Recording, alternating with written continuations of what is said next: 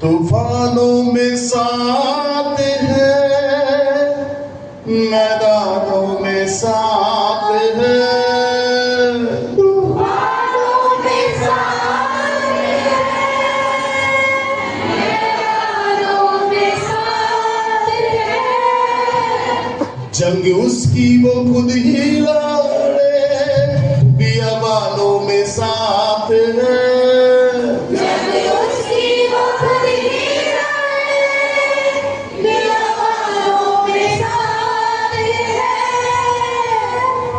छोड़ेगा ना छोड़ेगा ना छोड़ेगा ना छोड़ेगा, अकेला कभी ना छोड़ेगा। ना छोड़ेगा ना छोड़ेगा ना छोड़ेगा ना छोड़ेगा, अकेला कभी ना छोड़ेगा। कभी नहीं कभी नहीं कभी नहीं कभी नहीं छोड़ेगा ना छोड़ेगा। कभी नहीं कभी नहीं कभी नहीं कभी नहीं छोड़ेगा। कभी नहीं कभी नहीं कभी नहीं कभी नहीं छोड़ेगा ना छोड़ेगा। कभी नहीं कभी नहीं कभी नहीं कभी नहीं छोड़ेगा। वो तन्हा ना छोड़े जिंदगी के हालातों में, वो तन्हा ना छोड़े जिंदगी के हालातों में। ना धूप में ना छाँव में, ना मुश्किल हालातों में।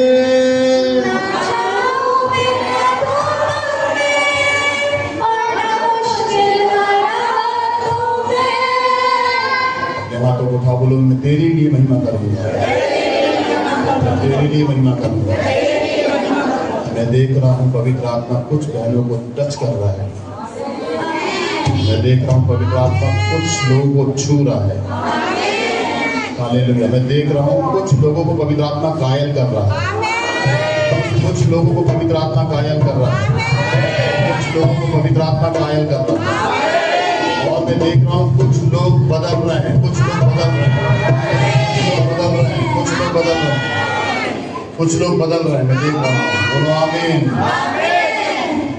ना छोड़ेगा ना छोड़ेगा ना छोड़ेगा ना छोड़ेगा, अकेला कभी न छोड़ेगा। ना छोड़ेगा ना छोड़ेगा ना छोड़ेगा ना छोड़ेगा, अकेला कभी न छोड़ेगा। ना छोड़ेगा ना छोड़ेगा ना छोड़ेगा ना छोड़ेगा, अकेला कभी न छोड़ेगा। ना छोड़ेगा ना छोड़ेगा ना छोड़ेगा ना छोड़ेगा, अकेला कभी न छोड़ेगा। कभी नहीं कभी नहीं कभी नहीं कभी नहीं छोड़ेगा ना छोड़ेगा। कभी नहीं कभी नहीं कभी नहीं कभी नहीं छोड़ेगा।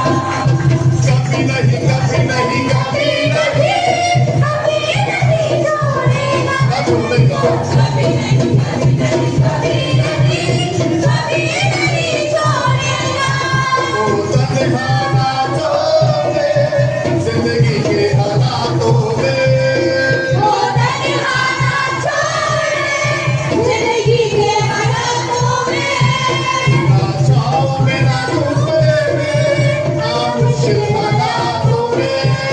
ना छाँव में ना धूप में और ना मुश्किल हालातों में। ना छोड़ेगा ना छोड़ेगा ना छोड़ेगा ना छोड़ेगा, अकेला कभी न छोड़ेगा। ना छोड़ेगा ना छोड़ेगा ना छोड़ेगा ना छोड़ेगा, अकेला कभी न छोड़ेगा। कभी नहीं कभी नहीं ताली बजा के कभी नहीं छोड़ेगा। ना छोड़ेगा। कभी नहीं कभी नहीं कभी नहीं कभी नहीं छोड़ेगा। कभी नहीं कभी नहीं कभी नहीं छोड़ेगा ना छोड़ेगा। कभी नहीं कभी नहीं कभी नहीं कभी नहीं छोड़ेगा। कभी नहीं कभी नहीं कभी नहीं कभी नहीं छोड़ेगा ना छोड़ेगा। कभी नहीं कभी नहीं कभी नहीं कभी नहीं छोड़ेगा। मैदानों में साथ है,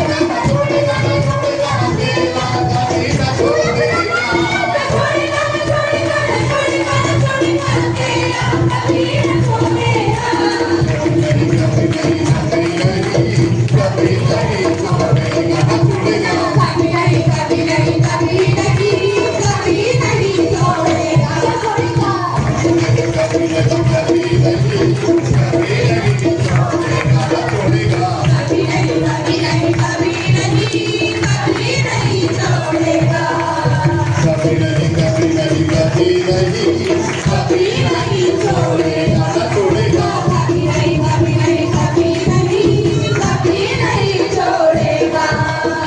कभी नहीं, कभी नहीं, कभी नहीं छोड़ेगा। तारीफ करें जोर से।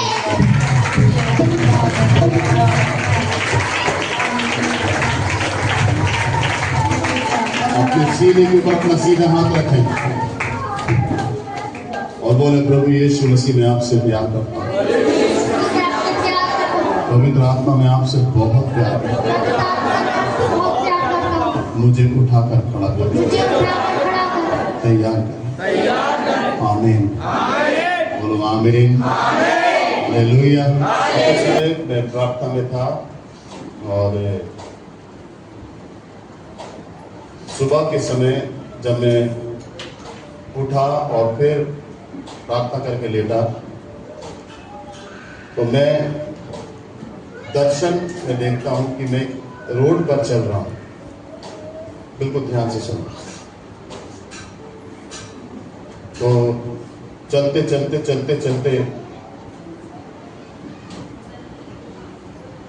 जो दामन की जो रोड है उसमें मैं अपने बेटे जोशुआ को लेकर चल रहा हूं हाथ पकड़ के, और मैं देखता हूं कि दामन की रोड से समुद्र का पानी मिल चुका है। जब मैं आगे जाके देखता हूं समुद्र दामन की रोड से मिल गया, तो मैंने बोला अरे ये इतना बड़ा समुद्र और रोड में आ गया इसका पानी। तो मैं उस पानी को अपने हाथों से ऐसे हाथ में लिया बड़े आराम से, समुद्र के पानी। और जब मैं आगे देखता हूं तो समुद्र बहुत भयानक और बहुत पूरा ब्लैक कलर का। मुझे थोड़ा सा डर लगा देखकर, पर मैं उस पानी को लिया तो पानी बिल्कुल नीले कलर का पानी था। मैंने बेटे को बोला तू भी छू देख, समुद्र बिल्कुल रोड के किनारे आ गया। फिर हम हाथ पकड़ के परमेश्वर वहां से उठाकर एक परिवार पर खड़ा करता है। तो जैसे हम परिवार पर सीढ़ी से ऊपर चढ़ते हैं तो परिवार में समुद्र की लहर बहुत तेज आती है और बस मेरा पैर बचा था कि समुद्र में चला जाता। पूरा पानी समुद्र का उनके घर में आ गया और जितनी भी दीवारें, जितनी भी उनके मकान थे, वे सब कमजोर हो गए समुद्र के पानी से और धाराशायी हो गए। और उस परिवार को मैं बचाने में लगा कि तुम्हारे घर में पानी, समुद्र की लहर टूट कर आई और पूरे घर को डुबा रही है, इसलिए तुम थोड़ा सतर्क हो जाओ। और मैं उस परिवार को और ऊपर ले गया कि पानी में डूब ना जाएं।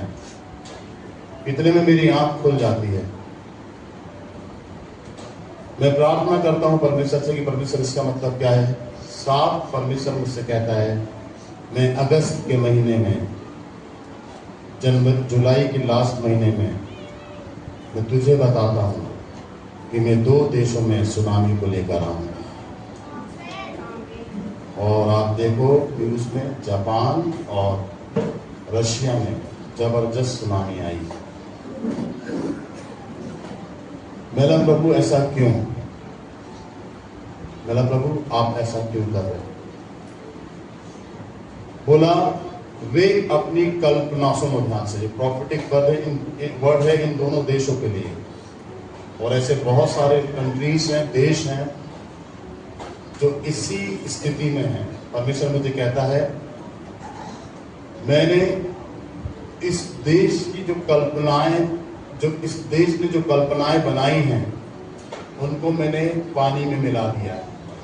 इनकी कल्पनाओं को मैं नष्ट करूंगा। ये बड़ी बड़ी कल्पना अपने देश के लिए बना रहे हैं, बड़ी बड़ी योजना अपने देश को चमकाने, उठाने और अपने नाम के लिए बना रहे हैं। साफ उसने मुझसे कहा, बोला इनको पूरा पानी में मिला दूंगा मैं। तो मैंने बोला प्रभु इसका मतलब क्या है? बोला सीधा सीधा इसका मतलब है क्योंकि इन्होंने मेरे वचन पर मेरी आज्ञाओं पर मन नहीं लगाया। इनका मन देश को बनाने, कंट्री को चमकाने में लगा, इसलिए सुना मिला। बोलिए हालेलुया। ये खुदा ने साक्षात मुझे बताया, और वचन भी मुझे, ये भविष्यवाणी का खुदा ने मुझे वचन दिया। उसका 6 अध्याय और उसकी 19 आयत परमेश्वर ने मुझे दी। निकालें 6 अध्याय 19। यहां पर लिखा है, हे पृथ्वी सुन, देख, मैं इस जाति पर ये विपत्ति ले आऊंगा जो उनकी कल्पनाओं का फल है, क्योंकि उन्होंने मेरे वचन पर ध्यान नहीं लगाया और मेरी शिक्षा को इन्होंने निकम्मी जाना। ये वर्ड दिया इन दो देशों के लिए, जो देश पूरी रीति से, देश के लोग परमेश्वर के लिए समर्पित नहीं, आज्ञा पालन नहीं, अधीन नहीं और विश्वास योग्य नहीं। इससे आप नीचे आए तो आप समझें, जो व्यक्ति परमेश्वर के प्रति आज्ञाकारी, विश्वास योग्य नहीं, उसकी शिक्षा को उसने हम निकम्मी जाने या वो जाने, तो एक भारी विपत्ति उन लोगों पर आएगी जो उसकी शिक्षा को निकम्मा जानते हैं। निकम्मा मतलब उसकी शिक्षा किसी काम की नहीं है। हमें तो अपने बल पर भरोसा है कि हम अपने देश को चमकाएंगे, बनाएंगे, ऊंचा करेंगे, हम अपने आप को बनाएंगे, अपनी बुद्धि से हम बनेंगे, अपनी समझ से हम आगे बढ़ेंगे। जिस घर में परमेश्वर की शिक्षा, परमेश्वर का वचन नहीं, उस घर में भी परमेश्वर की विपत्ति आने वाले दिनों में। और जिस शहर और जिस देश में परमेश्वर का वचन, उसकी शिक्षा को तुच्छ जाना है, उस कंट्री ने, परमेश्वर ने उसे पूरी रीति से खत्म करने का प्लान किया। और आप देखें कि कितना नुकसान, कितने बड़े हादसे से ये दोनों देश गुजरे हैं। इसका सबसे बड़ा मूल कारण क्या है? इसका सबसे बड़ा मूल कारण है परमेश्वर की शिक्षा को ध्यान से नहीं समझना, वचन को नहीं सुनना, वचन को नहीं मानना, परमेश्वर के साथ रेगुलर नहीं चलना, परमेश्वर के साथ नहीं रहना, नहीं करना प्रार्थना, नहीं पढ़ना वचन, नहीं रखना उपवास, नहीं आना कलीसिया में, दूर होते चले जाना। और जब दूर होता है आदमी, तो आप जानते हैं कि वो बड़ी बड़ी विपत्तियों का सामना करता है। परमेश्वर से दूर होना मतलब सारी आशीषों को खोना, परमेश्वर से दूर होना मतलब दरिद्र हो जाना। बोलिए हालेलुया। फिर ऐसा सिखाने वाला भी कोई, गाइड करने वाला भी कोई, करेक्ट करने वाला भी कोई, करेक्शन करने वाला भी कोई, और अगर है भी तो उसकी नहीं सुनना, नहीं मानना। ऐसे देशों में एक अगुवे की, एक पास्टर की कहाँ चलेंगे? नहीं मानना, नहीं जानना, नहीं सुनना, ऐसी स्थिति है। तो यहाँ पर सबसे बड़ा मूल कारण है कि वे अगर अगुवे भी हों, अगर वो सिखाएं भी, तो उनकी क्या जानेंगे ऐसे पैसे वाले लोग, जिनको अपने पैसों पर विश्वास है और घमंड है, जिनको अपने आप पर विश्वास और घमंड है, वो क्या सुनेंगे परमेश्वर के वचन को? बोलिए हालेलुया। वो कभी भी नहीं सुनेंगे, क्योंकि उनको अपने ऊपर भरोसा है। शैतान ने ऐसा उन्हें मोल्ड कर दिया कि वो अपने ऊपर भरोसा करें, अपने ऊपर यकीन करें। कुछ कुछ मनुष्य के जीवन में ऐसी परिस्थितियां आती हैं जब वो अपने आप में कैपेबल होता है। याद रखें, कभी भी हम अपने आप में कैपेबल नहीं होते, खड़े नहीं होते, अपने आप में संभलते नहीं जब तक परमेश्वर ना संभाले। बोलिए हालेलुया, हालेलुया, बोलिए हालेलुया। तो अब अगुवे गए और या नहीं भी गए हों, या गए भी हों, तो वो बात जो परमेश्वर कहना चाहता है वो ना बोला। जिस परिवार में परमेश्वर अगुवे को भेजे, वो परिवार हुआ, उस परिवार की उस गिठान पर हाथ ना रखे। क्योंकि देखो, जब एक स्त्री से यीशु मसीह ने बात की, जो सामरी स्त्री थी और कुएं में पानी भरने आई थी, तो डायरेक्ट उसको नहीं बोला कि तू आशीषित होगी, तू परमेश्वर के वरदानों से भरी जाएगी, तेरे द्वारा पूरा तेरा गांव बचाया जाएगा, तू आशीषित है। नहीं, सबसे पहले उस स्त्री से परमेश्वर ने, यीशु मसीह ने जब बात की तो क्या कहा? उसकी गलती, उसके नुक्स को, उसके फॉल्ट को यीशु ने निकाला। बोले जब अपने पति को बुला के ला। जब वो बोलती कि मेरा पति नहीं है, तो बोलता है आप तो ठीक कहती है, तेरा पति नहीं है। जब वो मान लेती है, इकरार कर लेती है, पश्चाताप कर लेती है, तब प्रभु उसको आशीष के रूप में बदलता है और वो मटके को छोड़कर, घड़े को छोड़कर भागती है और गांव के गांव को लेकर यीशु के पास ले आती है। बोलिए हालेलुया, बोलिए प्रेज द लॉर्ड। ध्यान से सुनो, अगुवा यदि आए और आपके लिए प्रार्थना करे, या देश में या राष्ट्रपति या प्रधानमंत्री के लिए प्रार्थना करें, या इस डर से, इस भय से नहीं कि अगर मैं खरा बोलूंगा, सच्चाई से बोलूंगा, क्योंकि देखो यूहन्ना को और देखो यीशु मसीह को।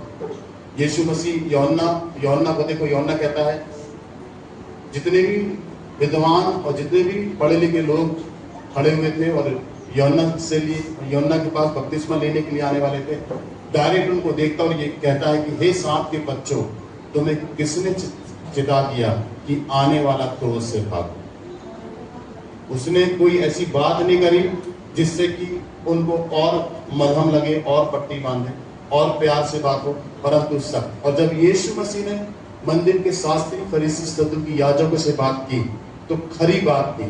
बोला हाय तुम पर, तुम विधवाओं के घर को लूटते हो, चूना पुतली कब्र के समान हो तुम। छोटे से लेकर बड़े तक सब के सब लालची और क्या भविष्यवक्ता, क्या याजक, सब के सब छल के काम करते हैं। प्रभु ने चुना है, प्रभु ने एली के लड़कों को खड़ा किया सही काम करने के लिए। एली के लड़कों का माइंड डाइवर्ट हुआ और उन्होंने परमेश्वर के भवन में इन्होंने काम किए। परमेश्वर खड़ा करता है देश को, लोगों को, कि वे परमेश्वर के साथ सही रीति से चले, कि परमेश्वर उनके द्वारा पूरे के पूरे देश को बचाए। परमेश्वर हमें खड़ा करता है कि हम परमेश्वर के साथ सही चले, ताकि परमेश्वर हमारे द्वारा हमारे पूरे परिवार को बचाए। परमेश्वर हमें खड़ा करता है इसीलिए कि हमारे द्वारा हमारे पति को, हमारे भाई, हमारी बहन को, जो नशे में है, जो पाप में है, जो अधर्म में है, जो अपराध में है, उनको हमारे द्वारा बचाए। परमेश्वर की योजना मेरे तक सीमित नहीं, मेरे द्वारा बहुत लंबी योजना परमेश्वर की रहती है। उसके प्लान को हमें जानना है। बोलिए हालेलुया, बोलिए हालेलुया। तो मेरे को खड़ा किया, और अगर मैं स्लिप हो गया तो मेरे द्वारा वे सारे लोग स्लिप होंगे जो मेरे द्वारा प्रभु में आने वाले हैं। इसीलिए ठोकर कारण बना प्रभु, क्योंकि वो सिद्धता की चट्टान थी। लोग देखकर उसको ठोकर खाते थे। 100% लोग आपकी सच्चाई, आपकी पवित्रता को देखकर ठोकर खाएंगे। परंतु यदि हम अपनी कॉलिंग से भटकें, यदि हम अपनी बुलाहट से भटक जाएं और इस प्रकार की बात हमारे अंदर आ जाए, सेवकाई में एक पास्टर की इस तरीके की बात आ जाए, एक अगुवे की, जो एक बड़ी कलीसिया का संचालन करता है, हजारों लोगों का संचालन करता है, सैकड़ों लोगों का संचालन करता है, यदि वो जाए और परिवार में मुंह देखा टीका करे, क्योंकि यहां पर देखो आगे क्या लिखा है, देखो सुनो, समझो बिल्कुल इस बात को ध्यान से। वो कहता है सब के सब छल से काम करते हैं, वे शांति है शांति ऐसा कहकर मेरी प्रजा के घाव के ऊपर ठीक ऊपर चंगा करते हैं, परंतु शांति कुछ भी नहीं रहती। वो कहते हैं तुम ब्लेस्ड हो, तुम आशीषित हो, परंतु आशीषित और पीस उनके जीवन में कहीं भी नहीं रहता। वो ये तैयारी नहीं करते कि इनके जीवन में शांति कैसे आए, और अशांति यदि इनके जीवन में आई तो कैसे आई, इसका लोग पता या अनुमान वो नहीं लगाते। एक तरीके से दोष लगाना नहीं, परंतु यदि तुम्हें दुष्ट आत्मा सता रही है तो इसका कारण है क्यों तुम्हें दुष्ट आत्मा सता रही है, तुमने ऐसा कौन सा गलत काम किया जो तुम्हारे अंदर दुष्ट आत्मा आ गई। ये बताना और ये क्लियर करना एक व्यक्ति के जीवन को, ये बहुत ज्यादा इंपॉर्टेंट है। यदि अब वो आया आपके सामने और आप बोले मैं तेरे लिए प्रार्थना करूं, और आपने प्रार्थना की, बोले जा दुष्ट आत्मा निकल जाएगी, आशीषित हो जा, नहीं, दुष्ट आत्मा निकल तो जाएगी फिर दोबारा भी आएगी। क्योंकि उसके जीवन को करेक्ट करना, उसकी लाइफ को करेक्ट करना, ये एक अगुवे की महत्वपूर्ण ड्यूटी है। बोलिए हालेलुया। उस अपने परिवार की लाइफ को करेक्ट करना, सही करना, एक अपने व्यक्ति का जो पहले प्रभु में आया उसकी अहम ड्यूटी होती है। आमीन। किसी भी चीज में पर्दा नहीं डालना, किसी भी चीज को छुपाना नहीं। आज ये देश के देश इतनी जबरदस्त टेक्नोलॉजी जो इनकी बर्बाद हो रही है, इतने महंगे महंगे बोट जो समुद्र के ऊपर लाखों करोड़ों रुपए के इनके बह गए, इतनी महंगी महंगी कार करोड़ों रुपए की इनकी बह गई। परमेश्वर ने पूरा एरिया इनका सत्यानाश कर दिया। कितने लोग घर से बेघर हो गए, कितने लाखों लोगों को शिफ्ट कर दिया गया, हटा दिया गया उस स्थान से, कैंप टेंट के अंदर रखा गया, अलग कर दिया गया। कैसा बर्बादी का माहौल, कैसे भूकंप का माहौल आया। यही कारण था कि कोई भी एक करेक्शन करने वाला या कोई भी सुधरने वाला देश के अंदर नहीं। सबको बिल्कुल अपनी कंट्री को, अपनी लाइफ को, अपने परिवार को डिजिटल बनाना है। सबसे इंपॉर्टेंट जो डिजिटल लाइफ होती है वो पवित्र आत्मा के द्वारा होती है। हाथ उठाओ, बोलो आमीन जोर से। हालेलुया, बोलो हालेलुया, फिर से बोलो हालेलुया। मैं कहता हूं क्यों आई दुष्ट आत्मा? पश्चाताप करो, माफी मांगो, कोई गलती हुई होगी, फिर वो बताएंगे हाँ भैया गलती हुई, हम वहां पर जाकर ये खा लिए थे। देखो सुधार है, ये सुधार है, ये करेक्शन है। और जब तक ये करेक्शन बारीकी से नहीं होगा, क्यों बीमारी है, क्यों बीमारी क्यों है, क्या कारण है बीमारी? भैया क्या गलती हुई? याद करो कोई गलती हुई। क्यों बोलता है पवित्र आत्मा?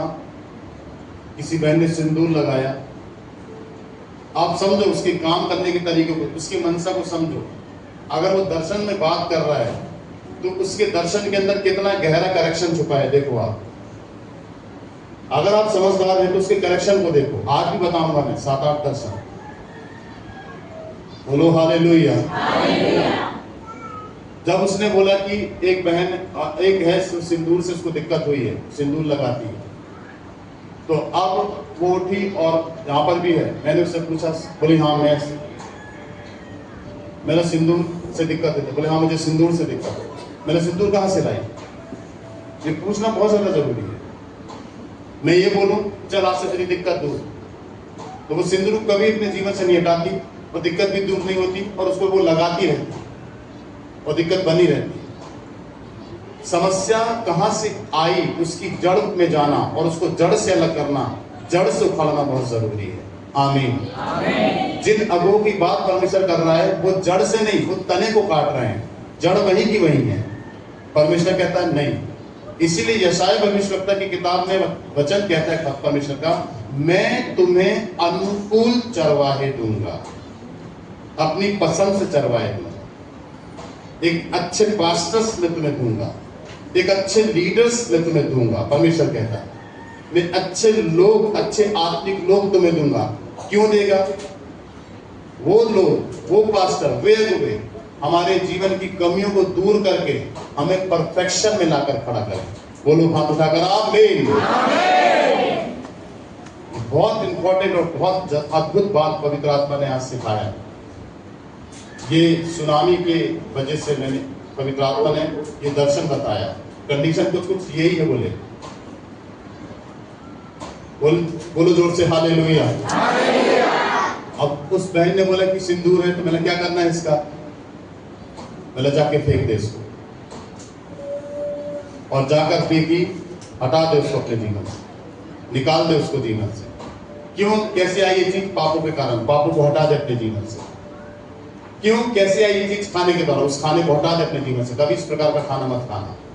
क्यों? कैसे आई ये चीज? गलत चालो चलन से। अब ऐसा चालो चलन मत चल, सही चालो चलन चल, तो ये चीज तेरे पास कभी भी नहीं आएगी।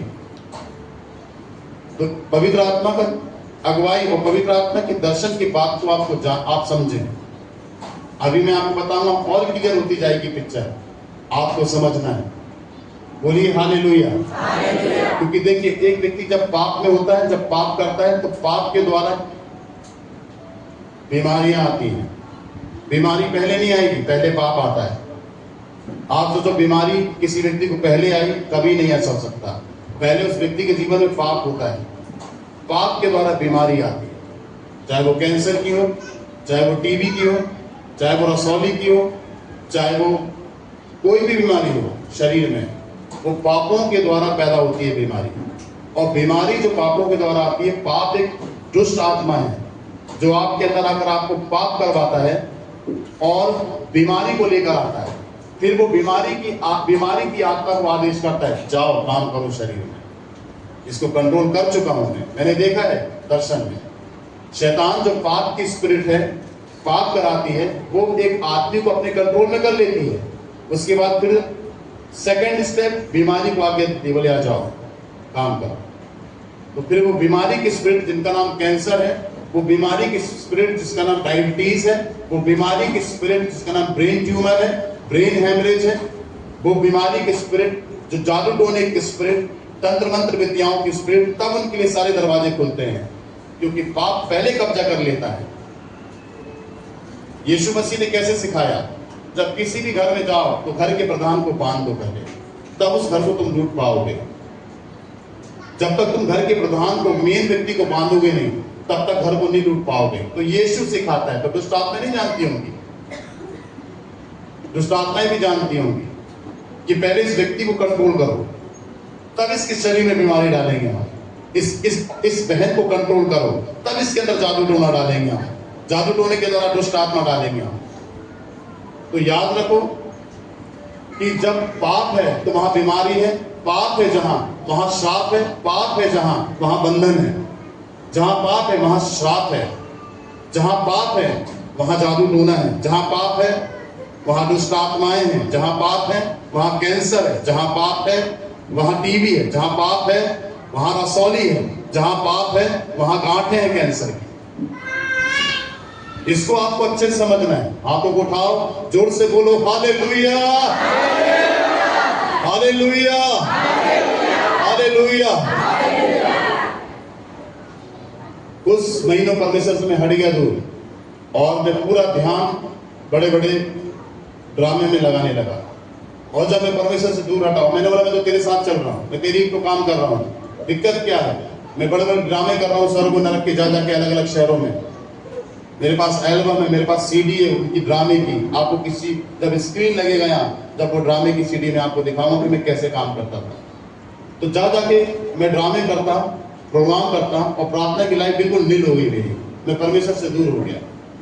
मुझे ऐसा लग रहा कि मैं परमेश्वर के साथ हूँ, मुझे ऐसा लग रहा कि मैं परमेश्वर के साथ हूँ, क्योंकि मैं परमेश्वर का काम कर रहा हूँ, मैं परमेश्वर के लिए मेहनत कर रहा हूँ, मैं आत्माओं को जीत रहा हूँ, मैं लोगों के लिए सुसमाचार सुना रहा हूँ। परंतु मैं प्रार्थना में नहीं बैठ रहा, मैं चर्च नहीं जा रहा, मैं वचन नहीं पढ़ रहा, मैं उपवास नहीं रख रहा, और मैं बोल रहा हूँ कि मैं तेरे काम को कर तो रहा हूँ, मैं तेरे काम को कर तो रहा हूँ। परमेश्वर कहता है तू जितने भी तूने मेरे लिए बहुत परिश्रम किया, तूने मेरे लिए बहुत मेहनत किया, तू विश्वास रखता है मुझ पर। वो कहता तो भी मैं तुझसे प्रसन्न नहीं हूं। जब मैंने देखा कि मैं बहुत ज्यादा बिजी हो गया, बहुत ज्यादा काम में व्यस्त हो गया और मैं परमेश्वर से दूर होता चला गया, मेरी प्रार्थना का समय खत्म हो गया, वचन पढ़ने का समय खत्म हो गया, उपवास रखने का समय खत्म हो गया, तब किसी ने मुझे जादू टोने में कोई चीज खिला दी। शैतान की पूरी योजना थी। और जैसे ही मैंने वो खाने की चीज खाई और दुष्ट आत्मा मेरे अंदर आ गई। मैं परमेश्वर के साथ हूँ, मेरे साथ ऐसा क्या हो गया? मैं चर्च जाता हूँ, बराबर जाता था, मेरे साथ ऐसा क्यों हो गया? मैं वचन को पढ़ता था, मेरे साथ ऐसा क्यों हो गया? परमेश्वर कहता है ये मायने नहीं है कि तू पढ़ता था, उसे तुझे रेगुलर रखना था अपने जीवन में, तूने बीच में मुझे छोड़ दिया। इसमें शैतान को मौका मिल गया और शैतान तेरे अंदर आया। ये पर्सनल अनुभव है जीवन का जो मैं आपसे शेयर कर रहा हूं आज। इसलिए अपने आप को अपडेट करें परमेश्वर के साथ, कंटिन्यूसली उसके साथ बैठे प्रतिदिन। जैसे प्रतिदिन आप खाना खाते हैं, वैसे ही प्रतिदिन आप वचन को खाएं। जैसे प्रतिदिन सुबह दोपहर शाम आप घर में आकर किसी के घर में जाकर पानी पीते हैं, कहीं जाते तो वहां पर प्यास लगती तो आप पानी पीते हैं, ऐसे ही प्रतिदिन आप प्रार्थना में रहें, परमेश्वर के साथ बैठे। बोलिए आमीन, हालेलुया, हालेलुया, बोलो हालेलुया। क्योंकि स्थिति हो गई थी ऐसी। 15 आयत को देखिए, वे ऊपर से चंगा करते हैं, परंतु शांति कुछ भी नहीं। एक व्यक्ति के जीवन में अशांति है और शांति लेकर आना है, तो करेक्ट करना पड़ेगा उसको सही रास्ता बताना पड़ेगा, उस व्यक्ति की कमियों को दूर करना पड़ेगा।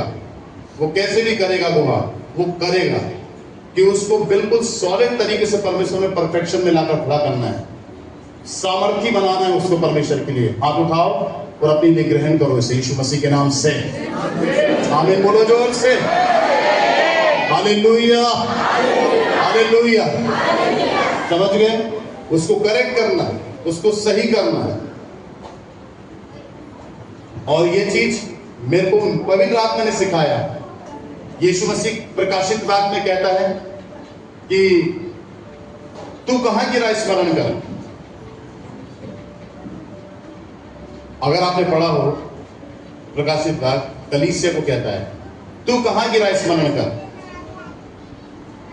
याद कर तू कहां गिरा। प्रभु वहीं लाता है जहां पर हम गिरे।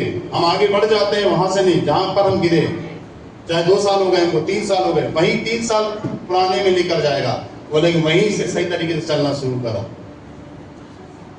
जहां पर तू गिरा, काम खराब हुआ, वहीं से उठ और वहीं से काम को सही कर और वहीं से चलना शुरू कर। ये प्रोसेस है, ये तरीका है उसके काम करने का। आत्मिक जीवन एक आत्मिक व्यक्ति के जीवन में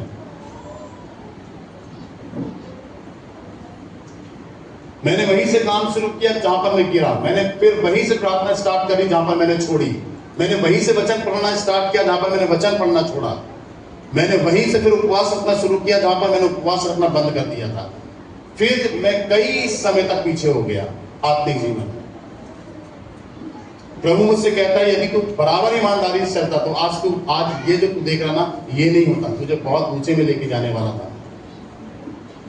अगर आदमी सही में उसके साथ वफादार होकर चले, उसकी मनसा के अनुसार, ईमानदारी से, पवित्रता से, सच्चाई से, पूरे समर्पण से, आप बिलीव नहीं करेंगे परमेश्वर आपको कहां ले जाकर बैठा दे। बोलो हालेलुया, हालेलुया, हालेलुया। परंतु इसका जो रियलाइजेशन है मेरे अंदर है कि मैंने कितना समय बर्बाद किया, कितना समय खराब कर दिया। आज मैं कमरे के अंदर जब प्रार्थना में प्रभु के साथ बैठता हूं तो पवित्र आत्मा सांत्वना देता है। बोले सांत्वना तो है तेरे साथ, परंतु याद कर बहुत सारा समय तूने खराब कर दिया। यदि तू शुरू से सही रहता तो मेरे साथ चलता तो आज तू ऐसा नहीं बहुत ऊंचा होता। पर चल, कोई बात नहीं, अब सही तरीके से चल। मुझे पवित्र आत्मा कहता है बिल्कुल पवित्र होकर चल, ईमानदार होकर चल, सच्चाई से चल, बिल्कुल भी तेरे अंदर कपट ना हो, सच्चाई से मेरे साथ चल। कोई बात नहीं देरी हुई तो। बोलो हालेलुया। अब ऐसा हो गया कि प्रतिदिन अपने आप की चौकसी रखनी पड़ती है मुझे। प्रतिदिन अपने आप को संभालना पड़ता है आत्मिक जीवन में। प्रतिदिन अपने आप की आत्मिक जीवन को मुझे केयर करना पड़ता है, देखना पड़ता है। पौलुस का वचन बार बार मेरी आंखों के सामने आता है और वो ये लिखता है, वो ये बोला है उसने वचन में कि तुम अपने आप को परखो, देखो कि तुम विश्वास में हो कि नहीं। ये हमेशा मेरे सामने वचन आता है, तो हमेशा मैं अपनी लाइफ को देखता हूं। और इस वचन के द्वारा जो प्रभु हमें सिखा रहा है, ये बिल्कुल मेरी लाइफ से मैच किया। और ऐसे ही देशों में है, ऐसी स्थिति देशों में है कि एक व्यक्ति को आशीषित करना, आपके द्वारा कोई व्यक्ति आशीषित हो जाए, उसको किस तरीके से आप आशीषित करेंगे, कैसी काउंसलिंग देंगे आप उसको, कैसे समझाएंगे कि सही में उसके बंधन टूट जाए। ये माइंड और ये आइडिया केवल पवित्र आत्मा देगा आपको। अगर आप आत्मा से काम करेंगे और किसी के जीवन में बड़ा बदलाव लाएंगे तो ये पवित्र आत्मा ही कर सकता है, जब आप उसकी हेल्प मांगेंगे। बोलो आमीन, हालेलुया, बोलो हालेलुया। समस्या ये नहीं कि राधिका को जॉब नहीं मिल रही है, समस्या ये नहीं है, जॉब मिलेगी भी नहीं जब तक जड़ ना उखड़े उस स्पिरिट की जो एक आदमी के रूप में उसके पूरे परिवार में काम कर रही है, वो ना जाए। और वो तब जाएगी जब कहीं ना कहीं इनका समझौता उनसे हुआ है, कहीं ना कहीं राधिका मिली है, कहीं ना कहीं समझौता इस स्पिरिट से हुआ है, उसके कामों से हुआ है, जिससे वो बंध गई और एक प्राण बंधन का रूप ले लिया उसमें। हम तब तक आशीषित में फलवंत नहीं हो सकते जब तक हम सच्चाई को और उस भेद को ना जाने जो गुप्त रीति से हमारे साथ काम कर रहा, और वो इसीलिए काम कर रहा है क्योंकि हमने उसे सह दी है, हमने पाप को मौका दिया है, हमने दुष्ट आत्मा को मौका दिया है, हम ऐसी चाल चले जिसके चलते श्राप मेरे जीवन में आया। और वहीं से उसको सुधारना है जहां से हमने उसको लेकर आया, जहां से हमने उसे आने का मौका दिया, वहीं से उसके लिए दरवाजों को बंद करना है। बोलिए हालेलुया। अब ये जो अगुवे जो याजक हैं, ये कलीसिया के लोगों का ऊपर से ऊपर घाव चंगा कर रहे हैं। क्योंकि देखिए, जब भी डॉक्टर इलाज करता है किसी मरीज का, अगर उसको फोड़ा हो गया है पैर में, तो फोड़े को देखा और बोला कि नहीं नहीं बस तुम ठीक हो जाओगे, ऐसे नहीं। सुनो ध्यान से, जब फोड़ा देखता है ना वो, तो अपने रूम में लेकर जाता है, लेट जाओ यहाँ। फिर आप उसे देखते हो कि करेगा क्या, तो वो इंजेक्शन उठाएगा, चेक करेगा, लगाएगा, आप डरोगे। उसके बाद वो रूई लेगा, कुछ कुछ आपके फोड़े में दवाई डालेगा, फिर उसको गहराई से जोर जोर से साफ करेगा। करेगा कि नहीं करेगा? पाप से जख्मी व्यक्ति जो है, उसकी भी सफाई इसी तरीके से होती है, जब तक उसको उसका दर्द ना महसूस हो जाए। ये फोड़ा मुझे हुआ कैसे? मैं ऐसी गंदी इंफेक्शन की जगह में था, जो इंफेक्शन मुझे लग गया। सुनो, अब वो फोड़े को साफ करा, आप चिल्लाए, बुखार हुआ या आपको कोई भी पीड़ा है, आपको कोई भी दर्द है, तो बिना दर्द दिए दर्द जाता नहीं हॉस्पिटल के अंदर। बताओ अपने दिल पे हाथ रखकर, बात सही है या गलत? हॉस्पिटल में जब तक डॉक्टर आपको दर्द नहीं दे, तो आपके अंदर का दर्द जाएगा नहीं, और उस दर्द को आपको ग्रहण करना पड़ेगा, उस दर्द को आपको ग्रहण करना पड़ेगा। इसीलिए जब तक पाप जीवन से ना जाए, तो उसके पाप का दर्द, वो करेक्शन कि वो कैसे आया, आपकी आत्मा कायल, आप बेइज्जत कि हाँ ये गलती मुझसे हुई, ये दर्द है। हाँ सही कह रहे, मैंने ऐसा किया, छुपाया आपने। यीशु ने कहा जा अपने पति को बुला के ला। शर्म आ गई, बोली मेरा पति नहीं। बोले तू ठीक कहती है। एक तो शर्मिंदगी वाली बात भी है, कैसी औरत है तू, एक पति के बिना नहीं रह गया तुझे, एक पति को साथ नहीं काट पाई जीवन, 5 पति की जरूरत पड़ गई तुझे। एक छोटी सी बात है, बहुत बड़ी बात यीशु ने उसको कह दी, और वो भी समझ गए कि क्या कह रहा है। आखिरी में कोई सवाल नहीं था, आखिरी में कोई रास्ता ही नहीं था, आखिरी में टूटना था। बोलती है हाँ तू ठीक कहता है कि मैं एक पति, इतने पति मेरे, अब जो है वो भी नहीं है, सही कह रहा है। ये है घाव आना और दर्द आना जीवन। परंतु जब प्रभु तुम्हें दर्द दे, तो तुम समझ लो कि तुम्हारे सारे इन्फेक्शन को वो दूर कर रहा है। बोलो हाथ लगाकर आमीन। जोरदार ताली बजाओ उसकी महिमा के लिए। याद रखो, जब तुम्हें प्रभु दर्द दे, जब तुम्हें तकलीफ दे, तो समझो प्रभु तुम्हारे उस फोड़े की सफाई कर रहा है, और पूरी रीति से वो उसे चंगा भी करेगा। क्योंकि देखिए ऑलरेडी उसमें इन्फेक्शन है, ऑलरेडी उसमें मवाद है, और ऊपर से पट्टी बांध दे और दवाई लगा दे, तो ये इलाज नहीं है। ये करते हैं पास्टर, ये करते हैं याजक, जो पवित्र आत्मा की अगुवाई और परिपूर्णता में नहीं है, वो ऐसा करते हैं। परंतु यदि वो डांटें, यदि वो करेक्ट करें, यदि वो आपको समझाएं, तो समझ लो कि आपके मवाद को वो पास्टर या वो व्यक्ति फोड़े के निकाल के बाहर कर रहा है। आप उठा बोलो आमीन, हालेलुया। और कभी भी वो फोड़ा आपको फिर वहां होने वाला नहीं है, और पूरे शरीर में फिर फोड़ा होने वाला नहीं है। बोलो हालेलुया। वो इंजेक्शन से ऐसी दवाई आपके अंदर डाल देगा, फिर दोबारा फोड़ा होगा नहीं आपको। बोलो आमीन, हालेलुया। तो यहाँ पर परमेश्वर जो बता रहा है कलीसिया के लिए, वो यही बता रहा है कि जाकर ऊपर से ऊपर घाव को चंगा करते हैं। जिन्हें की रूई लें, डिटॉल लें, सैवलॉन लें, उसको अच्छे से कुरेदें और साफ करें, फिर उसमें दवाई भरें, और फिर जोर से पट्टी बांध दें। तो आज ऐसे याजकों को काम करने के परमेश्वर इस पृथ्वी के ऊपर खड़ा कर रहे हैं। हाथ उठाओ, बोलो आमीन। और बहुत सारे इस कलीसिया से ऐसे याजक निकलेंगे। हाथ उठाओ और ग्रहण करो यीशु मसीह के सामर्थी नाम से। Hallelujah, hallelujah, hallelujah, hallelujah, hallelujah, hallelujah. समझ गए पवित्र आत्मा का स्पष्टीकरण? सिंपल बात, छोटी सी बात में एक गहरी बात आपको सिखाती। अपनी कल्पनाओं, अपने जीवन की में कल्पनाओं कभी मत करो। सोचो, कल्पना मत बनाओ ऊंची। सब कुछ परमेश्वर के हाथों में सौंपो। जैसे मैंने प्रार्थना करवाया, तू मेरा आनंद है, तू मेरी खुशी है, तू मेरा सम्मान है, तू मेरी इज्जत है। कौन है? बोलो जोर से, बोलो हालेलुया। ये याद रखो, आपकी हंसी यीशु है, आपकी रौनक यीशु है, आपकी पहचान यीशु है, आपकी मर्यादा यीशु है। बोलो हालेलुया। बोले बताते नहीं मेरे याजक बताते नहीं पाप के विषय में, पाप के विषय में करेक्ट करते ही नहीं है, सही तरीके से गाइड करते नहीं मेरे याजक, मेरे लोग सही तरीके से गाइड करते नहीं। आज जापान के अंदर अगर खराब पास्टर होता तरीके से काम करने वाला और ले जाता पूरे कहीं ना कहीं लोगों को लेकर जाता प्रार्थना करवाने की, चलो प्रार्थना करेंगे, तो ऐसी सुनामी को देने के लिए परमेश्वर सोचता 10 बार कि दूं कि नहीं दूं। या तो परिवार को बचाता, या तो लोगों को बचाता, आत्माएं नाश नहीं होती।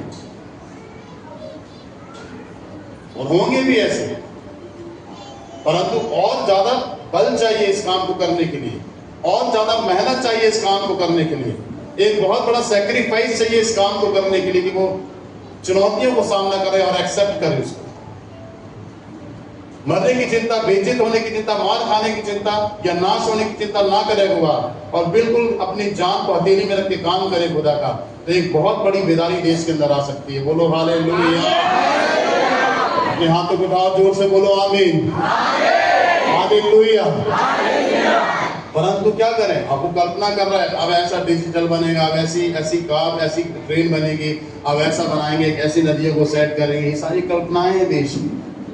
परंतु उन्होंने कभी भी परमेश्वर के बारे में नहीं सोचा कि परमेश्वर के भवन को इतना बड़ा बनाना है, इतना बड़ा बनाना है। जापान ने कभी नहीं सोचा कि परमेश्वर के वचन को, भवन को इतना बड़ा बनाना है कि ऐसा भवन परमेश्वर का पूरे वर्ल्ड में नहीं हो। अगर जापान ये सोच लेता, चाइना ये सोच ले, रशिया ये सोच ले, तो कभी इन देशों में सुनामी, कोई भी संकट इन देशों में नहीं आएगा। आप अगर बोलो आमीन। यदि हम सोच लें कि मेरा घर मैं ऐसा बनाऊंगा प्रभु के लिए, मेरा घर, मेरा जीवन में प्रभु के लिए ऐसा चलूंगा, ऐसा तैयार करूंगा, तो मैं बताना चाहता हूं कि आपके जीवन में, आपके बच्चों में, और सुनो ध्यान से, अपने हाथों को उठा लो सीधा, तुम्हारे बच्चों, तुम्हारी संतानों में 7 से 10 पीढ़ियों में कभी भी कोई भी विपत्ति खुदा की ओर से नहीं आएगी। बोलो आमीन। एक आपकी सोच तो ले परमेश्वर के लिए, दिन संकल्प ले तो ले परमेश्वर के लिए, चलने के लिए तैयार तो हो जाए। मैंने देखा अपनी आंखों से सपने में, दर्शन में, वो सुनामी को बहुत भयानक थी, और जब मैंने फोन में देखा उसको, तो जो मैंने दर्शन में देखा, एकदम से धक्का मारा है घर में, और मैं ऊपर चढ़ गया, मेरे पैर में टच हुआ पानी से, समुद्र का, मेरा नाश हो जाएगा। परमेश्वर बोलता है ऐसा मैं करने जा रहा हूं। और मुझे देखा, मैंने बहुत देर तक कल रात में वीडियो देखा, परसों देखा, और मैं प्रार्थना करा, प्रभु क्षमा कर, एक खरे अगुवे को खड़ा करवा, एक खरी कलीसिया को खड़ा कर जापान के अंदर, एक खरी कलीसिया को, एक खरे अगुवे को खड़ा कर। कई अगुवे खड़े हों रशिया के अंदर जो अपने देश की कमान को संभाले। देश किसी व्यक्ति से नहीं, किसी मिनिस्टर से नहीं, संपूर्ण जितने भी वर्ल्ड में देश हैं वो परमेश्वर से चलते हैं। बोलो आमीन। किससे चलते हैं? परमेश्वर से चलते हैं। परमेश्वर पूरी दुनिया को चला रहा है, देशों को चला रहा है, लोगों को पाल रहा है, खिला रहा है। लिखा है ना बाइबल में, वो धर्मी पर भी सूर्योदय करता है, अधर्मी पर भी सूर्योदय करता है, पापी को भी संभालता है, धर्मी को भी संभालता है। वो क्यों पापी को संभालता है? इसीलिए कि वो मन फिरा कर एक दिन उसके पास लौट आए और उसे वो अपने राज्य में ले जाए। आप उठा बोलो आमीन, हालेलुया। बोलो जोर से हालेलुया। 6 अध्याय की 19 आयत को पढ़ें। ये यिर्मयाह। हे पृथ्वी सुन, हाँ देख कि मैं इस जाति पर वह विपत्ति ले आऊंगा हाँ जो उनकी कल्पनाओं का फल है, हाँ क्योंकि इन्होंने मेरे वचनों पर ध्यान नहीं लगाया हाँ, और मेरी शिक्षा को उन्होंने निकम्मा जाना है। और मेरी शिक्षा को उन्होंने निकम्मी जाना है। आगे चलो। मेरे लिए जो लोबान शवा से हाँ और सुगंधित नरकट जो दूर देश से आता है, इसका क्या प्रयोजन है? आगे। तुम्हारे होम बलियों में से प्रसन्न नहीं हूँ और न तुम्हारे मेल बलि मुझे मीठे लगते हैं। इस कारण यहोवा ने यो कहा है, देखो मैं इस प्रजा के आगे ठोकर रखूंगा और बाप और बेटे, पड़ोसी और मित्र सब के सब ठोकर खाकर नाश होंगे। हालेलुया। वो बोलता है कितनी भी अच्छी भेंटें ले आओ तुम, कितनी भी अच्छी भेंटें चढ़ाओ तुम मेरे लिए, कितनी भी सुगंध भेंटें चढ़ाओ। यहाँ पर लिखा है लोबान शवा, ठीक है। और आगे देखिए सुगंधित नरकट, बेटे जो लोबान की हैं, जो धूप है, जो धूप जलाते हैं परमेश्वर को, वो कई मसालों से और गोंद से तैयार की जाती है धूप, जो परमेश्वर के लिए अर्पण होती है। उसके धुआं में सुगंध होता है और जो परमेश्वर उसको स्वीकार करता है। नए नियम की कलीसिया में धूप का वर्णन है आपके प्रार्थना से कनेक्ट है। आपकी प्रार्थना पवित्र होनी चाहिए। पहले नंबर पे कैसी होनी चाहिए आपकी प्रार्थना? जोर से बोलो। आपकी प्रार्थना कैसी होनी चाहिए? यहाँ पर क्या लिखा है? सुगंध धूप, होम बलि, मेल बलि, ठीक है। और देखो दूसरी जो भेंट है, ये धूप जो भेंट है, ये कई मसालों से और गोंद से तैयार की जाती है, जिसमें खुशबू होती है, जो परमेश्वर के लिए जलाई जाती है, इससे धुआं निकलता है। नए नियम की कलीसिया में धूप क्लियर किया है प्रार्थना की लाइफ को। इसलिए दाऊद कहता है कि मेरी प्रार्थना तेरे सामने सुगंध धूप ठहरे और मेरा हाथ फैलाना संध्या काल का अन्न बलि ठहरे। अब अन्न बलि को आराधना कर दिया और धूप को प्रार्थना कर दिया।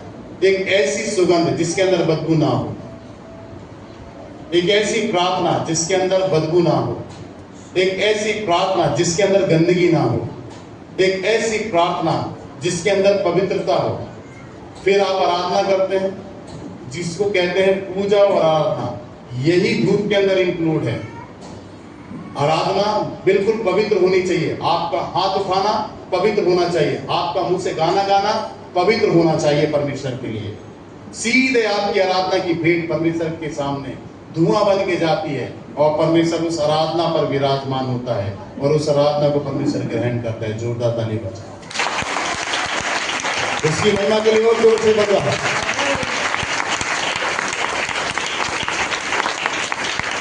बोलो धूप का मतलब, जोर से बोलो, धूप का मतलब पूजा और आराधना, प्रार्थना का प्रतीक और तीसरे नंबर पर पवित्रता है। ये धूप है। आप अगर 3 टाइम प्रार्थना कर रहे हैं तो 3 टाइम आप धूप जला रहे हैं परमेश्वर।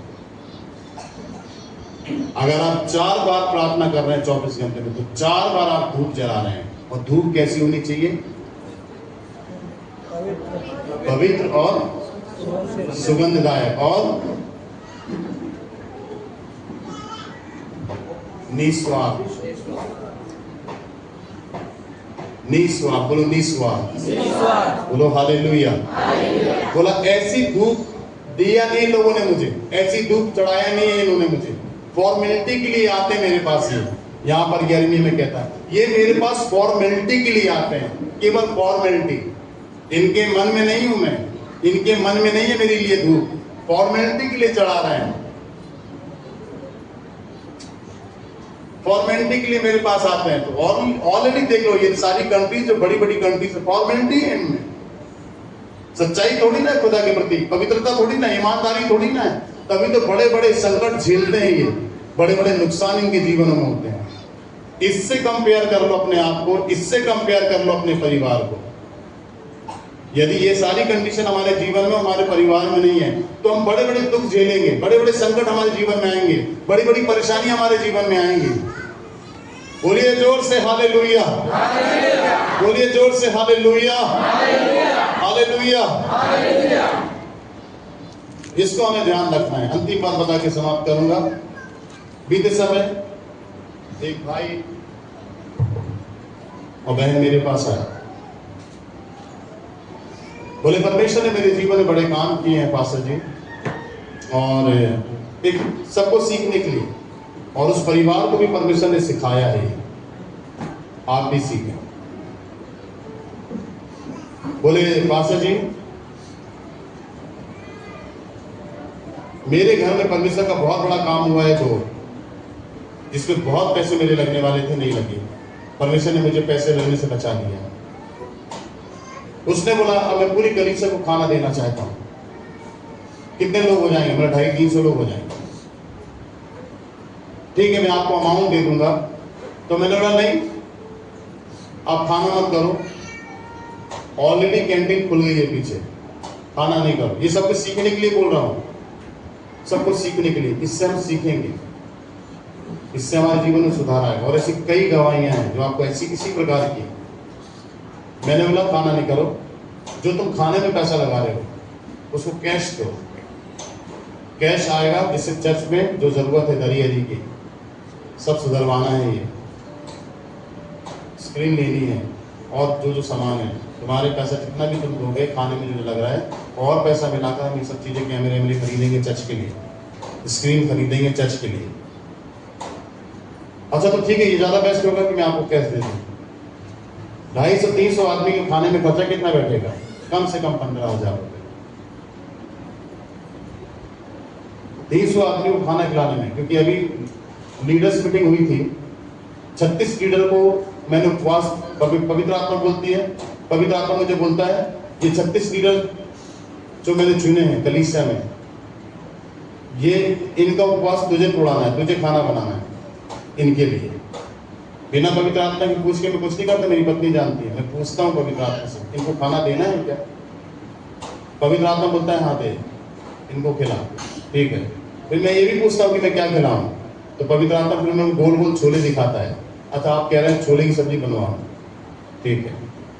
पवित्र आत्मा कह रहा है 24 घंटे ही उपवास में है, अभी आने वाले समय में भी आप 24 घंटे उपवास में जाएंगे। अच्छा गरम गरम खाना खिलाना, ठंडा नहीं, क्योंकि मेरे साथ ये 24 घंटे हैं और मैं चाहता हूँ कि जब ये उपवास तोड़ें तो अच्छे से खाना खाएं। ये भेद बता रहा हूँ आज आपको मैं।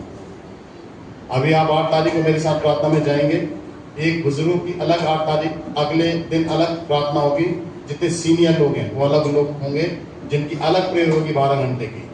जितने चर्च के यूथ हैं 24 घंटे की प्रार्थना, लीडर्स हैं 24 घंटे की प्रार्थना होगी 8 से 9 तारीख को। तो मैंने बोला अभी मैंने 36 लीडर को खाना खिलाया तो मेरा 2,500 रुपये खर्च हुआ। अब 250 आदमी 300 आदमी का जोड़ लो, आप कितना खर्चा होगा। और मैंने बोला, और उस परिवार ने क्या किया, आया और मेरे हाथ में लिफाफा दिया, बोला ये लो। तो मैं सोचा कम से कम कुछ नहीं तो 10,000 तो होगा, क्योंकि ऐसे ही लग जाते हैं 15, 10, 12,000 रुपये खाना खिलाने में। नॉर्मल जब आप बैठे हो ना, आपको खर्चा होगा कम से कम 10,000 रुपये अच्छे से खिलाने में। और किसी को खिलाओगे तो अच्छे से खिलाओगे ना, नहीं खिलाओगे अच्छे से, बच जाए पर कम ना पड़े। मैं जब कमरे के अंदर गया तो याद रखो मेरे 3100 रुपये निकले लिफाफे में। मैंने बोला क्या करूं पवित्र आत्मा, चुप हो जाता हूं मैं, नहीं बोलूंगा। पवित्र आत्मा कोई बात नहीं कर रहा मुझसे, मैं बार बार प्रार्थना में रख रहा हूं कि 3,000 रुपये का करूं क्या मैं। 3-4 दिन के बाद पवित्र आत्मा ने बोलना शुरू किया, बोले याद कर कि जब इनकी गांठ निकली और नॉर्मल डिलीवरी हुई, और अगर मैं गांठ नहीं निकालता, नॉर्मल डिलीवरी नहीं करवाता, तो तू याद कर कि हॉस्पिटल में कितना पैसा लगता एक गांठ को कटवाने में, निकलवाने में। बताओ अंदाजे से, जोर से बताओ। 20 से 25,000। 25,000 मान, ठीक है। फिर डिलीवरी का अलग कितना खर्चा हो जाता है? 50 से 60,000। तो पवित्र आत्मा बोलता है चुप मत बैठ, क्योंकि ये श्राप आएगा इनके ऊपर और इनके बच्चों में आएगा। इसको आज ही इनके ऊपर से थोड़ा उन्हें समझा। और मेरे बताने में, मेरे बोलने में देरी हो गई, क्योंकि मुझे ऐसा लगे कहीं ये पिक्चर ना आ जाए कि मैं बोलूँ कि 3,000 तुमने दिया तो तुम बोलो तुम पैसा मांगते हो। मैं इस बात से डरता हूँ। चलो दे दिया जो दे दिया आपने, खुदा आपको बरकत दे। अब मेरे को जो कम पड़ रहा है वो मैं झेलूंगा, कैसे कि झेलूंगा। आप किराया में नहीं देते हैं, कम देते हैं, क्या करूं? मैं नहीं बोलता हूं आपसे, पवित्र आत्मा बोलता है आप ऐसा कर कि जितने लोग 500 रुपए देते हैं सबके 1000 रुपए कर दे। मैं उन्हें बरकत दूंगा और वो देंगे। बोलो आमीन, हालेलुया। और वो जब देना शुरू करेंगे 1000 रुपए, और हजारों बरकतें मेरी, उनके लाखों बरकत उनके घरों में मेरी होगी आने वाले दिनों में। आमीन, हालेलुया। मैंने आया और मैंने बोला उस भाई से, बहन से, मैंने बोला कितना दिए आपने? 3100 रुपये। मैंने बोला 250-300 आदमी को आप 31 रुपये में खिला दोगे? चुप, कोई जवाब नहीं।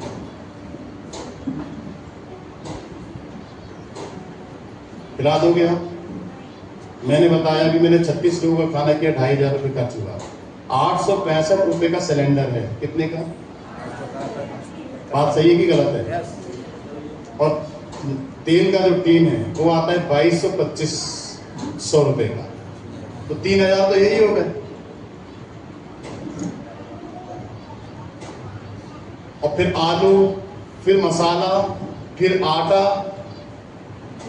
प्लेट, डिस्पोजल, बिस्लरी, पानी। ये एक परिवार नहीं है, कई परिवार में आपको गिना सकता हूं जिनके देने में, बोने में बदलाव है। परमेश्वर बोला कभी मैं 3,000 से काम नहीं कराऊंगा चर्च के अंदर, वापस कर दे इसको। मैंने बोला 3100 रुपये ले लो, मेरे पास अभी भी रखे हैं, उधर ले लो, और सही रीति से 250 लोगों का खाना किसी में तुम कर दो, और ज़्यादा कर दो तो कर दो। नहीं लिया। आखिर क्या हुआ? बेटी के ऊपर एक बड़ा कष्ट आ गया, पथरी निकल आई, और पथरी से हो गया इन्फेक्शन। डॉक्टर बोला कैंसर हो जाएगा। कल मेरी पत्नी ने फोन में बातचीत किया, अभी तक का खर्चा उनका 1 लाख रुपए बैठ चुका है हॉस्पिटल के अंदर, केवल मात्र 12,000 रुपए के चक्कर। बाइबल में लिखा है यदि तू मन्नत मान तो उसे पूरी कर, अगर नहीं मानता तो मत कर, उसको पूरी मत ग्रहण कर। अगर मन्नत मांगे तो उसे पूरी कर।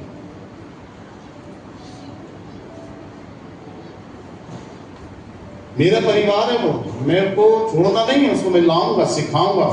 और मैंने डांटा है, मैंने चिल्लाया है, क्योंकि मुझे उसको नाश होने का कारण नहीं बनाना है। वो परिवार इस बात को भी समझा कि हमारा होगा सही कह रहा हूं गलत।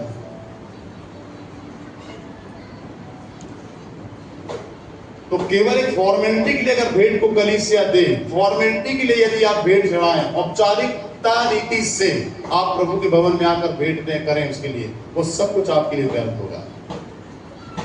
पर यदि पवित्रता से, सच्चाई से, ईमानदारी से यदि आप आए, भेंट दें, यहाँ पर प्रार्थना करें, अपने घर में प्रार्थना करें, ईमानदारी से वचन को पढ़ें, तो इसका प्रतिफल खुदा तुम्हें अपने आप दिखाएगा और देगा।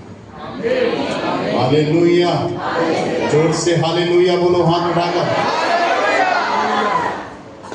मैंने बोला पवित्र आत्मा, मैंने बता दिया। बोले तूने ठीक बता दिया, नहीं तो तेरे से हिसाब लेता हूं मैं, तो अब मैं क्या करूं? मेरे को तो अपने आप को बचाना है, तुम्हें भी बचाना है। बोलिए जोर से हालेलुया। तो गलती गिनानी है मुझे तुम्हारी, अगर कोई फॉल्ट है तो मुझे तुम्हें बताना है, कोई मिस्टेक है तो मुझे तुम्हें दिखाना है। मैं नहीं चाहता हूं, मैं प्यार करता हूं तुम सबसे बहुत, और ये बताने की बात नहीं कि मैं तुमसे प्यार करता हूं, कि मैं बताऊं मैं आई लव यू, मैं तुमसे प्यार करता हूं, तुम्हारे लिए जान देने वाली आधी रात में फोन कर, ऐसा नहीं, बोलने से नहीं कर्म होना है, ये अंदर से बैठाता है आपके लिए खुदा मुझे रातों रात, और आपके लिए आपके चेहरे को दिखा के प्रार्थना करवाता है। बोलो आमीन, बोलो हालेलुया, हालेलुया। स्थिति है, ये स्थिति अपन को बदलनी, सुधारनी है और अपनी लाइफ को खुदा के साथ बिल्कुल सही करेक्ट करना है। आमीन आमीन। मैंने हनन्याह और सफीरा का एग्जाम्पल दिया। मेरा आए दोनों पति पत्नी, पतरस ने बोला कितने में बिकी पे जमीन? एक सपोज 20 लाख रुपए की जमीन है, एक सपोज 20 लाख रुपए की जमीन। मैंने पतरस को बोला, आपने मुझे बोला भैया मेरी ये 1 बीघा जमीन है, 20 लाख की बिक रही है, इतने की बिकेगी, ठीक है?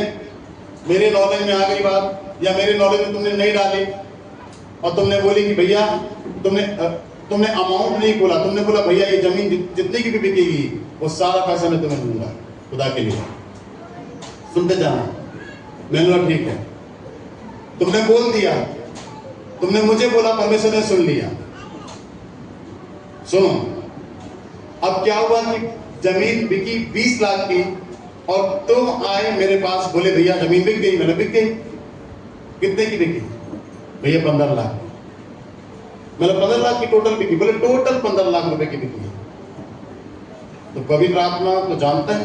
तो पतरस ने कहा झूठ कह रहा है क्या? सही सही बता, तूने पवित्र आत्मा से झूठ बोला है। उसी समय वो गिरा और मर गया।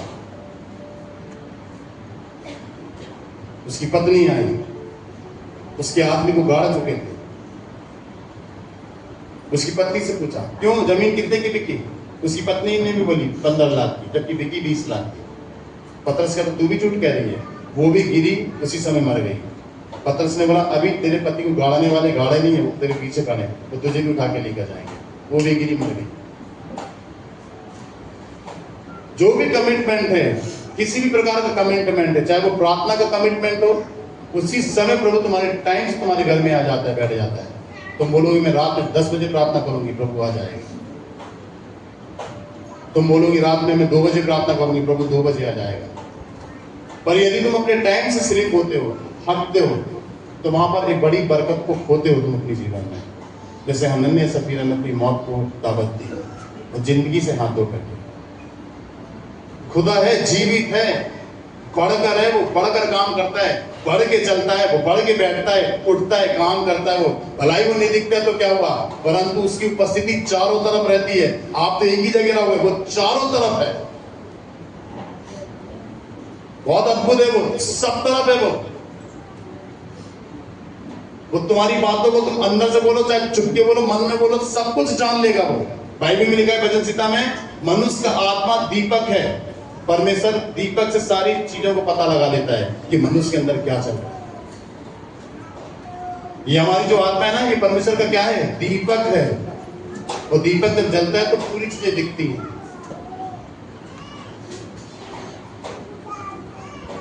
हाथ उठाओ, बोलो जोर से हालेलुया, बोलो हालेलुया, हालेलुया। पिता अपने बच्चों की आंखों को खोल दें, समझ को खोल दें, बात करें, बरकतों से भर दें और आशीषित दें। मैं आपको धन्यवाद देता हूं परमेश्वर। आप अद्भुत हैं। कोई भी बेटे बेटियां परेशान ना हो पिता, कोई भी संकट ना हो उनके जीवन में। जैसे आपने निन्वे से अपनी नजर को हटा ली, ऐसे पिता अपने बच्चों के जीवन से, उनके बुरे कामों से अपनी नजर को हटा लें, उन्हें सुधारें और यीशु के लहू से उन्हें धो दें पिता, और पाक साफ करके उन्हें खड़ा करें अपनी महिमा के लिए। हाथ उठाओ, बोलो जोर से आमीन, हालेलुया। चलिए जोरदार ताली बजाइए।